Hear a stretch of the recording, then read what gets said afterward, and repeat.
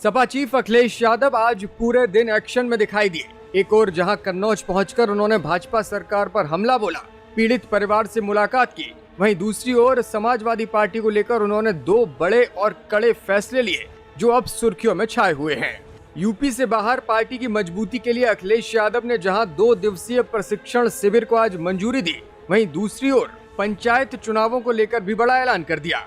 अभी तक कहा जा रहा था कि समाजवादी पार्टी पंचायत चुनावों में अपने समर्थित उम्मीदवार नहीं उतारेगी, लेकिन आज यू टर्न लेते हुए अखिलेश यादव ने स्थिति स्पष्ट कर दी और प्रदेश अध्यक्ष ने इसको लेकर बयान भी जारी किया है। पंचायत चुनावों पर समाजवादी पार्टी ने आखिर क्या एक्शन लिया है, ये आपको आगे बताएंगे, लेकिन पहले देखिए कि किस तरह से कन्नौज पहुंचे अखिलेश यादव। आज पूरे दिन जनता के बीच रहे और तमाम मुद्दों पर अपनी बात रखी।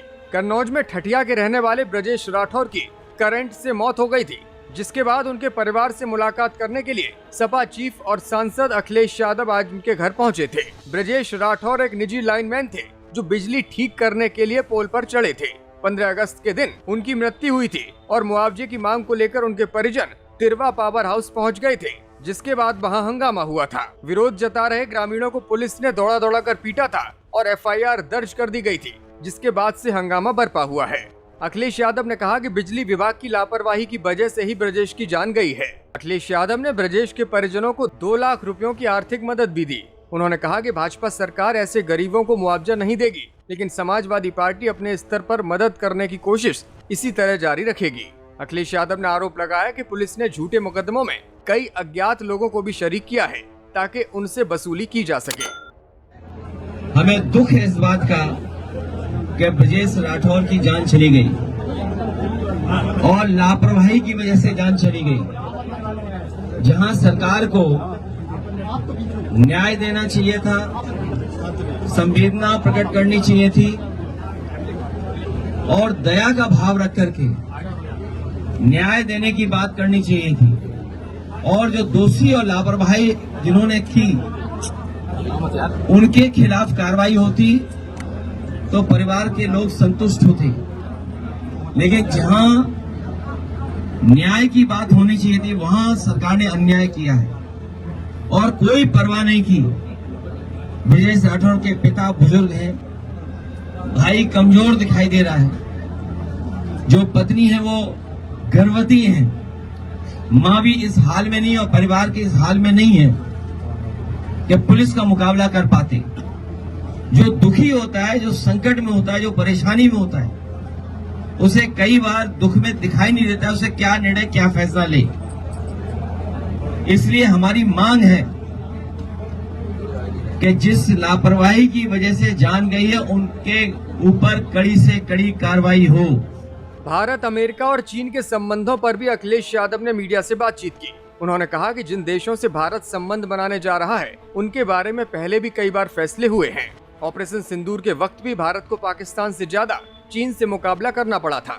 चीन भारत के बाजार पर कब्जा करना चाहता है। अमेरिका जैसे देश को हम नहीं छोड़ सकते क्योंकि वहाँ बड़े पैमाने पर व्यापार मौजूद है। भाजपा नेताओं के आरोपों का जवाब देते हुए अखिलेश यादव बोले कि अगर समाजवादियों ने वोट चोरी कर ली तो उस समय के अधिकारियों के खिलाफ कार्रवाई क्यों नहीं कर रहे हैं ये लोग। जो इनका जुगाड़ आयोग है उससे कहें कि ऐसे दोषी अधिकारियों के खिलाफ कार्रवाई जरूर करें। क्या कहेंगे? मैं ये कहूँगा कि बहुत ही कंपटीशन का परीक्षा लेकर के वो पास हुए, उसके बाद बड़े अधिकारी बन गए। बड़े अधिकारी बनकर के जनता को धोखा दे करके कुछ विधायक बन गए, फिर मंत्री भी बन गए। वो कह रहे हैं कि समाजवादियों ने वोट चोरी कर ली। अगर समाजवादियों ने वोट चोरी कर ली तो उस समय के अधिकारियों के खिलाफ कार्रवाई क्यों नहीं कर रही लोग? और चुनाव आयोग से कहें, जो उनका जुगाड़ आयोग है, उससे कहें कि ऐसे दोषी अधिकारियों के खिलाफ कार्रवाई न करें। अगर कार्रवाई नहीं होती उन अधिकारियों की तो ये समझ लेना कि ये बात उन्होंने ठीक नहीं कही है। भाजपा की तरफ से हलफनामा भी दिया गया। हम तो चाहते हैं कि कार्रवाई हो उन अधिकारियों के। इस सरकार में हाईवे की स्थिति पर भी अखिलेश यादव ने नाराजगी जताई। उन्होंने कहा कि सरकार 2 करोड़ रुपया प्रतिदिन हाईवे से कमा रही है, लेकिन हाईवे की स्थिति क्या है इस पर ध्यान नहीं दिया जा रहा। अब आप सोच लीजिए, एक्सप्रेसवे पे आपको कितना टोल और चालान देना पड़ता होगा, ये तो आपको भी सोचना चाहिए। कि बताइए 2 करोड़ प्रतिदिन पैसा कमा रही है सरकार और हाईवे की क्या स्थिति कर दी है। चालान से पैसा कमा रहे और हाईवे की स्थिति क्या कर दी है। न मंडी बना रहे, न हेल्थ पार्क बना रहे, न मेडिकल कॉलेज चला रहे, न आपका काउ मिल्क प्लांट चला रहे, न बीज वाला जो सेंटर ऑफ एक्सीलेंस है वो बर्बाद कर दिया, इंजीनियरिंग कॉलेज बर्बाद कर दिया, मेडिकल कॉलेज बर्बाद कर दिया, कार्डियोलॉजी डिपार्टमेंट बर्बाद कर दिया, कैंसर वाला इलाज नहीं दे पा रहे और अन्याय अलग से, और पुलिस सबकी जेब में पैसा पड़ा हुआ वो निकाल ले रही है। अखिलेश यादव बोले कि सरकार को लेकर जनता में नाराजगी है। जीएसटी कम भले ही हो रही है, लेकिन इसका लाभ गरीबों को नहीं मिल रहा। जीएसटी अगर कोई फैसला लिया, ये समाजवादियों ने कब कहा था, हमारे ट्विटर हैंडल पे आप देख लेना। एक बार हम लोगों ने कहा कि 12 लाख आमदनी है जो मिडिल क्लास है, उसके ऊपर इनकम टैक्स का इतना दबाव रहता है, उसमें सहूलियत मिलनी चाहिए। अंततः सरकार को स्वीकार करना पड़ा। दूसरी ओर उत्तर प्रदेश के बाहर सियासी जमीन तलाश रही समाजवादी पार्टी ने मध्य प्रदेश में 2 दिवसीय कार्यकर्ता प्रशिक्षण शिविर का आयोजन करने पर मंजूरी दी है। अखिलेश यादव के निर्देशन में इस आयोजन में पार्टी के लगभग 500 से ज्यादा पदाधिकारी और कार्यकर्ता शरीक होंगे। कार्यकर्ता प्रशिक्षण शिविर 19 और 20 सितंबर को छतरपुर जिले के खजुराहो में आयोजित किया जाएगा। इस शिविर में मुख्य रूप से आजमगढ़ से सांसद धर्मेंद्र यादव, मोहनलालगंज से सांसद आर.के. चौधरी, जालौन से सांसद नारायण दास अहिरवार और हमीरपुर के सांसद अजयंत लोधी पहुंचेंगे। साथ ही समाजवादी पार्टी के कई और बड़े चेहरे भी शरीक होंगे। यूपी के पंचायत चुनावों को लेकर पहले खबर आई थी कि समाजवादी पार्टी इस चुनाव में अपने समर्थित प्रत्याशी नहीं उतारेगी, लेकिन आज समाजवादी पार्टी ने यू टर्न लेते हुए पंचायत चुनावों में दमदारी से प्रदर्शन करने का दावा ठोक दिया। सपा के प्रदेश अध्यक्ष श्यामलाल पाल ने कहा है कि यूपी पंचायत चुनावों में समाजवादी पार्टी अपने समर्थित उम्मीदवारों को दमदारी से उतारने जा रही है। पार्टी के जिला अध्यक्षों द्वारा जिला पंचायत सदस्य के समर्थित प्रत्याशियों का चयन किया जाएगा। उन्होंने दावा किया कि पंचायत चुनावों में जिला पंचायत सदस्य, बीडीसी और प्रधान के 90% पदों पर समाजवादी पार्टी जीतेगी और भाजपा को मुंह की खानी होगी।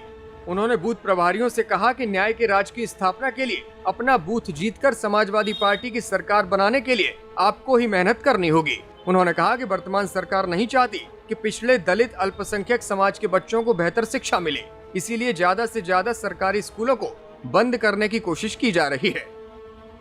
तो वोट लूटने वालों को अब खदेड़ेगी देश की जनता, क्योंकि वोट का अधिकार बाबा साहब डॉक्टर अंबेडकर जी ने सबको अधिकार दिया।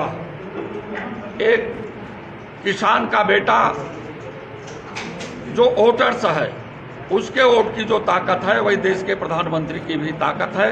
लेकिन प्रधानमंत्री और मुख्यमंत्री लोग मिल करके किसानों, मजदूरों और महिलाओं के वोटरों के साथ विश्वासघात कर रहे हैं। इसमें बात हमारे मुद्दे सामाजिक न्याय के राज की स्थापना, गैर बराबरी समाप्त करना, पीडीए से परहेज करने वालों को सत्ता से हटा देना, संविधान के साथ धोखा देने वालों को सत्ता से हटा देना,